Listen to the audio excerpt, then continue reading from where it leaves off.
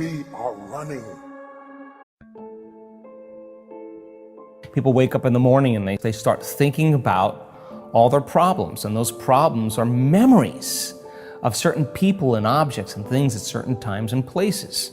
So the moment they start remembering their problems, they're thinking in the past. Well, every one of those problems has an emotion associated with it. So they start feeling unhappy, they start feeling discouraged, they start feeling victimized. Now their body's in the past.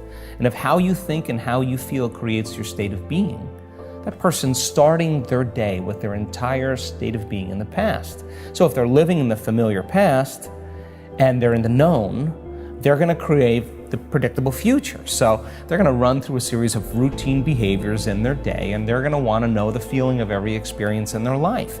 Well, if you can predict the feeling of every experience in your life, that's more of the known. So now, the person who's now living in that future known reality, how are they going to change?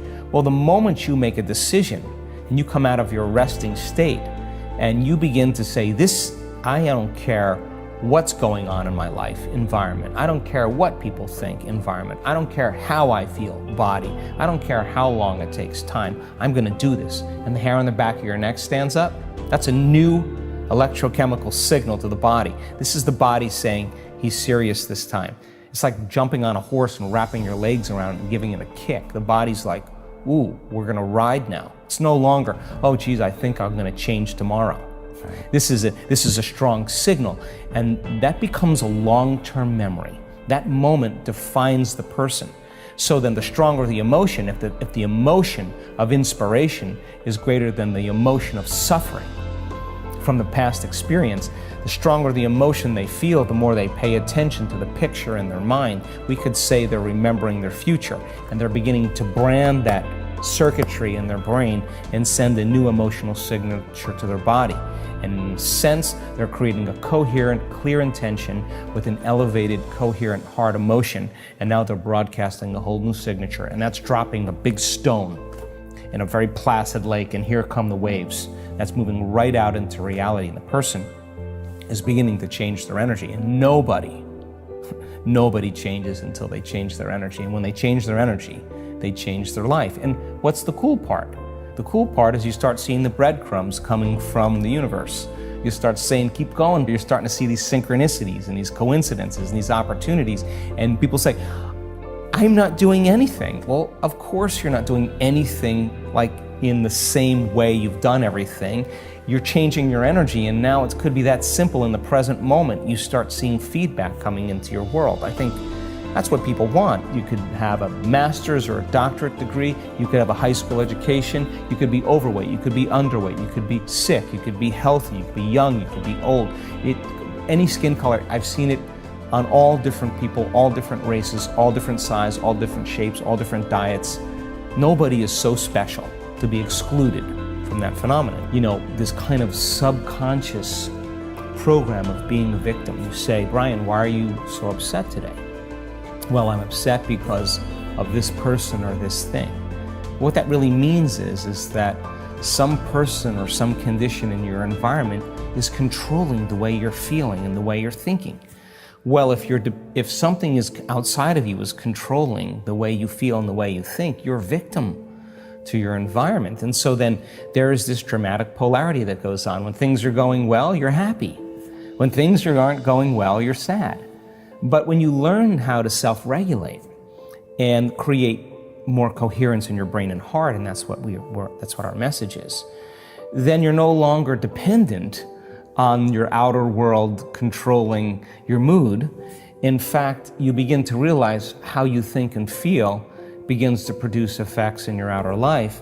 Now you start believing more you're the creator of your life and less of the victim of your life. Now that isn't something that you take one bite of and swallow and it's all over.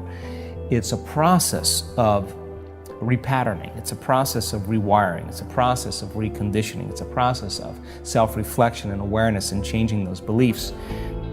And that's the work. And yet people are doing it. So when you begin to realize then, well, I can't respond to the same conditions in my life with the same emotions and the same thoughts, because if I believe that the way I feel and the way I think creates reality, if I'm reacting to the same thoughts and feelings equal to the conditions in my life in the same way, then I keep reaffirming the same life. So then a person has to retreat from their life, retreat from their environment, disconnect from their outer world, and begin to lay down patterns neurologically in their brain so that their brain is no longer a record of the past. They're priming their brain and beginning to lay down the circuitry for them to think in different ways, to begin to close their eyes and rehearse who they're going to be in that day. And the act of mental rehearsing begins to install the neurological hardware in their brain. So their brain looks like the experience is already happening or has already happened.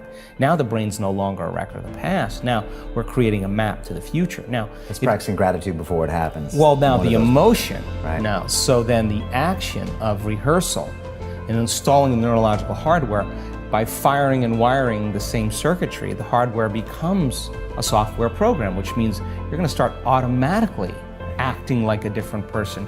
You're going to start automatically thinking in new ways. And then to trade guilt or anxiety or aggression or hatred or anger, to say those are emotions of the past, and as long as I live by these emotions, those emotions are influencing my thoughts. If emotions are a record of the past, then I'm thinking in the past, so my past is going to be my future. So if I want to be wealthy, I can't bring lack. If I want to be happy, I can't bring pain. Well, so then let's get beyond the emotion.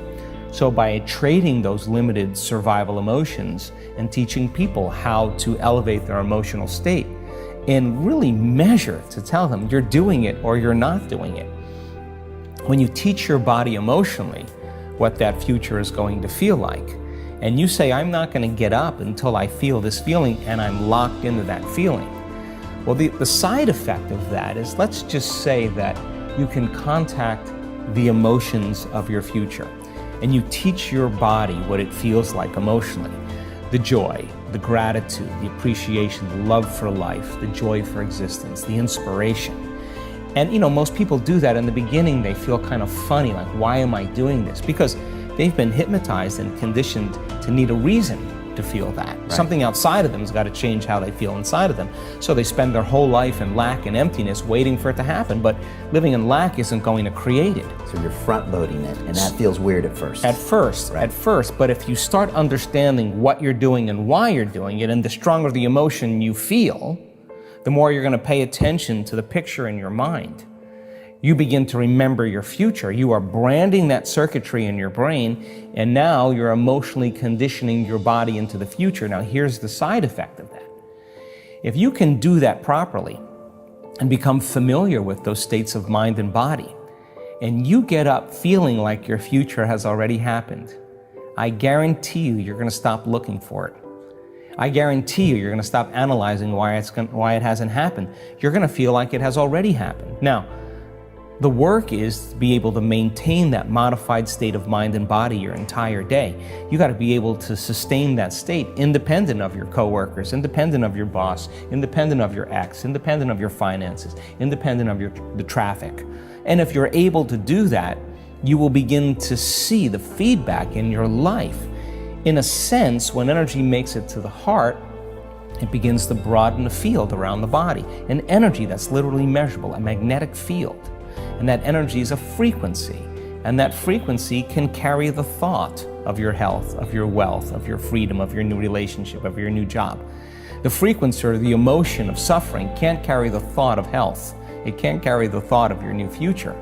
So then when there's a vibrational match between the energy, because we're always emitting energy and information, when there's a vibrational match between your energy and some possibility that exists in the quantum field, something magical happens, because once energy makes it to your heart, you're creating from the field instead of from matter. Now this weird thing starts to happen and things start coming to you.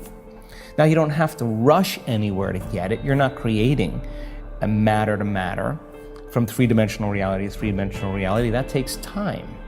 You're creating from the field, and it's the field that creates matter. So all of a sudden you start seeing things coming to you.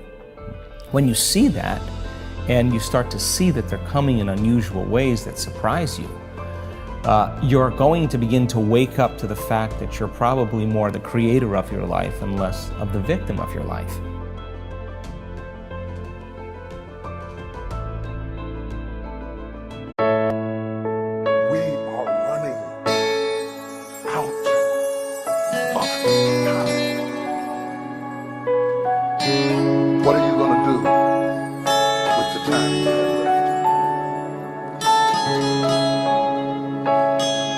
last thing.